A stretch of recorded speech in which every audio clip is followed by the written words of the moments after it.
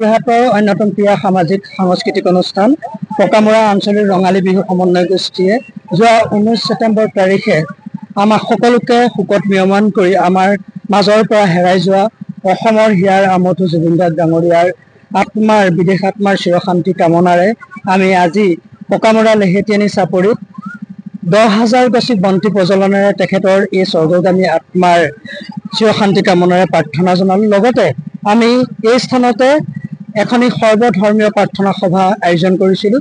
এই প্ৰাৰ্থনা সভাৰ মাধ্যমেৰেও আমি মহামানৱ মহাপ্ৰস্থায়নক যি প্ৰস্থান ঘটিল আমাৰ মৰমৰ শিল্পী জুবিন গাৰ্গ ডাঙৰীয়াৰ সেই যাত্ৰাপথ সুগন্ধিময় হৈ পৰক তাৰ কামনাৰে আমি সৰ্বধৰ্মীয় প্ৰাৰ্থনা সভাৰ মাধ্যমেৰে আমি তেখেতলৈ সেৱা নিবেদন কৰিলোঁ। তেখেতৰ যাত্ৰা সুগন্ধিময় হৈ উঠক। আমি বৰ অপূৰণীয় ক্ষতি আমাৰ অসমবাসীৰ বাবে, সঁচাকৈ আজিও আমি শোকত মিয়মান হৈ আছোঁ তেনে এজন মহান শিল্পীক হেৰুৱাই। তেনেকুৱা এজন শিল্পী আৰু আমি কিমান বছৰ পাছত আমি যে পাম সেয়াও কিন্তু আজি নদী ক'ব নোৱাৰোঁ। আমাৰ কাৰণে ই এক অপূৰণীয় ক্ষতি, গোটেই সমগ্ৰ ভাৰতবাসীৰ বাবে অপূৰণীয় ক্ষতি।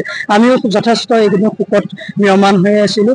আমি সেয়েহে এইখিনি শোকৰ মাজেৰে আমি তেনেকুৱা এটা কাৰ্যসূচী হাতত লোৱা নাছিলোঁ। তেখেতৰ যোৱাকালি অন্ত্যেষ্টি ক্ৰিয়া যেতিয়া হৈ গৈছে, তেখেতৰ নশ্বৰ শৰীৰ যেতিয়া দাহন কৰা হ'ল, সেই দাহনৰ পাছত আজি আমি তেখেতৰ আত্মাৰ চিৰশান্তিৰ কামনাৰে 10,000 গছি বন্তি প্ৰজ্বলন কৰিলোঁ।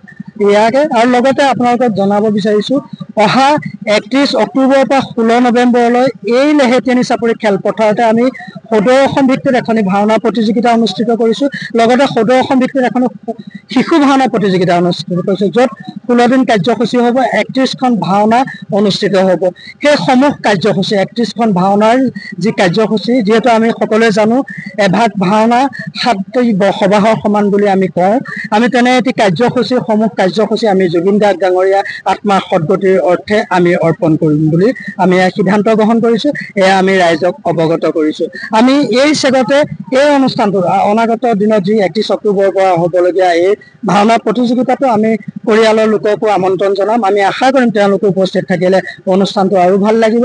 লগতে আমি চৰকাৰে মুখ্যমন্ত্ৰী মহোদয়ে যেনেধৰণে এই অনুষ্ঠানটোত জুবিন গাৰ্গৰ যি মৃত্যু অৱস্থা প্ৰাকক্ষণৰ পৰা মৃত্যু ক্ষণৰ পৰা তেখেতে যেনেধৰণে অনুষ্ঠানটোৰ লগত জড়িত হৈ থাকিল, আমাৰ এই মহৎ উদ্দেশ্য যিটো অনুষ্ঠান আমি আগবঢ়াবলৈ গৈছোঁ 31খন ভাওনা প্ৰতিযোগিতাৰ 31খনি ভাওনা জুবিন গাৰ্গৰ সেই বিদেশ আত্মাৰ যাত্ৰাৰ সময়ত পূৰ্ণ আত্মাৰ সন্তুষ্টিৰ কাৰণে আমি অৰ্পণ কৰিব বিচাৰিছোঁ।